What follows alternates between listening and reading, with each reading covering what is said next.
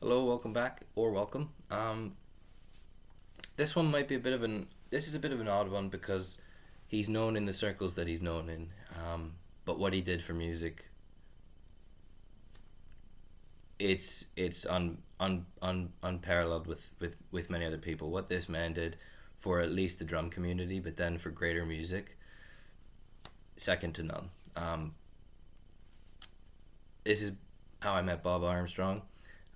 Is a bit of a sensitive one. It's a bit of a touchy one. He's since passed, and he was my tutor for a while, for 3 years, but I considered him a very good friend of mine, and so this will be a little bit harder than the other ones, but we'll get through it.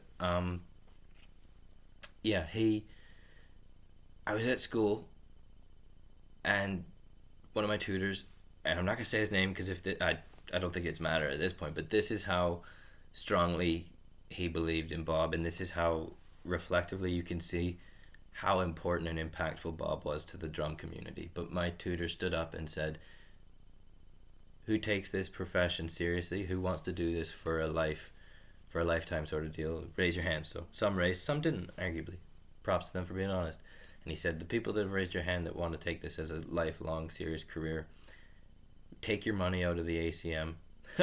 Shouldn't have said that. It doesn't matter. Of course, I can say that. Take your money out of the ACM, go and give it to Bob Armstrong. And I thought, wow, that's a powerful statement. I have no idea who this man is. That's an interesting thing to say on campus during class. So I let the lesson go, and then I went and spoke to him. Um, and this guy, this tutor, wonderful guy, West End drummer, plays for Cats and all the shows and stuff. And so if you're watching, you know who you are. I don't want to throw you in it. I don't even know if you still work there. But initials TB. Thank you very much, because I owe that encounter to my tutor there, and he was a wonderful guy, and I hope he's doing well now. But so he gave me this idea. I asked him about, take all this money out. I thought this was the institution of greatness, and this was going to be the thing, and he really firmly stood on his no. Go and take your money and give it to Bob, and so I phoned up. I did. I don't think I emailed, but I phoned up, and his wife was his kind of a secretary liaison. She kind of helped facilitate the lessons and stuff, and she was very wonderful. Charmaine's a very wonderful person. So if you're watching this, again, thank you for your kindness and politeness. And so the phone call, I think I left a message, and I got one. I think I got a call back a few days later. So I thought, oh, it's not going to happen. And she said, "When are you?" It's bizarre, but she said, "When are you free to come in for an?" I think she said, "When are you free to come in for an audition?" I'm paraphrasing it. It might have been loosely something similar, but I think that no, sorry, I think there was that, but it was a statement of there's a wait list of about 2 or 3 months. I think I had never expected this, because usually you just go, oh, I'm gonna have a drum lesson with you, and then you go and do it, and that's it. This was this was more intense than getting into the music school, and I didn't know much about him, but I can understand now why this was there, this process. And so I said, yep, put me on the waiting list, sign me up, I'm there, do it, go for it. And I didn't hear anything. I didn't hear anything for a while. And within those 2 months, though, I think it was at the end of the 2 months, it just evaporated out of your head. And then I got a phone call, um, and it was her saying, "Yep, you can come in for. We've just had an opening." And my very first lesson with Bob, um, well, my lesson time was I think it was 10 or 11 every other Friday. That's how he did it. You had a spot, and it was every 2 weeks. It was fortnightly. Um, I was really excited. I didn't know why, but I was really excited because this was the guy that you're supposed to see. And so I went there, and Bob was, again, he was a tiny statured dude, but he was almost like he was a cross between your really strict uncle and your really fun uncle. It was a weird combination how this man was, but he was under all of it because under it all he was a beautiful man and a very soft man, very gentle guy. But uh, that was the closest experience I then would find out to have to the Whiplash movie. But he said, "Sit down." This was the audition. Sit down, and and so I sat down, and he just said, "You're doing 3 things wrong. Get up and go stand over there."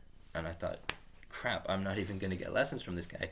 It's in Rumford, by the way, don't forget. So I had to do a 2-hour journey there and back. So I'm looking at a 4-hour travel time for 1-hour lesson. And I thought, oh my God, I totally bottled it. He shoved me out in the corner here in his little studio. And he addressed what those 3 things were. And I've already laid those out in a video. But so he addressed all that. And then we spent, I was fortunate enough to get the lessons with him, but then we spent 3 months, the first 3 months, doing quarter notes on the ride, just that. That was it. That was literally 3 months. So what's that? 6 lessons? Every time, nothing more, all of that, just that. And then at the end of it, this is the Mr. Miyagi element of this guy.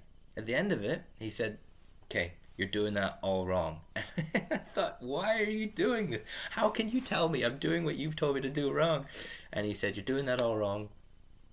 From now on, try to not do that. Try to stop doing that, and then just do the opposite of that." And it didn't click for a while afterwards, but then it was one of those revelatory moments where he had trained my arm in the exaggerated position, because then when I was to not do it, it would soften the edges to give me the exact position that I should be. But if he taught me the right position, then that's going to fall in and have all these hang-ups and it won't work out perfectly. So this guy's genius of teaching was it was unmatched by anybody, honestly. So he taught you the wrong way, the right way, but overly done, so that he could get you to not do that, which would give you exactly the perfect amount. His way of teaching was incredible. It was pretty strict. Well, I say pretty, it was very strict. If you've ever gone for a run and you feel totally spent at the end, this was how your brain would feel after seeing Bob. But he was exceptional.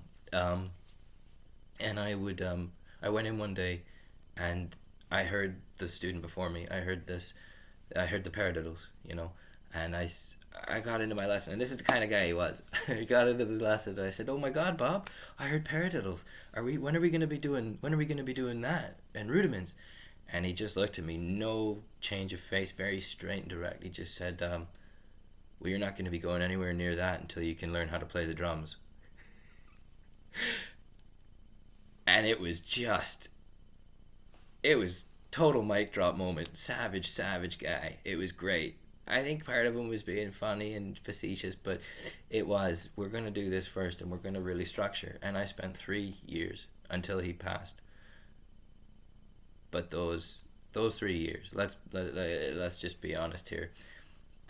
I learned more from that man. Than I did from the school. Hands down, 100%. And I owe any amount of my success at any point, I owe so much of that to Bob. Because he was just an incredible guy. So I'm not going to go into much more there, but he was an exceptional dude, a very, very, very soft and gentle guy, and he was I considered him a good friend of mine. And so the drumming community has benefited greatly from his teachings, and it's a shame that there's not going to have other people by his teaching. So, but yeah, he was great. I mean, if this gives you any indication, there was a student from Scotland that would fly down every 2 weeks, stay in a hotel, get a lesson for a couple hours. I think he extended it to maybe 2, and then he'd fly back. So this guy's got people coming from Glasgow. He was just a beast. He was a great guy. So I'm going to leave it there. That was Bob Armstrong. Have a great day.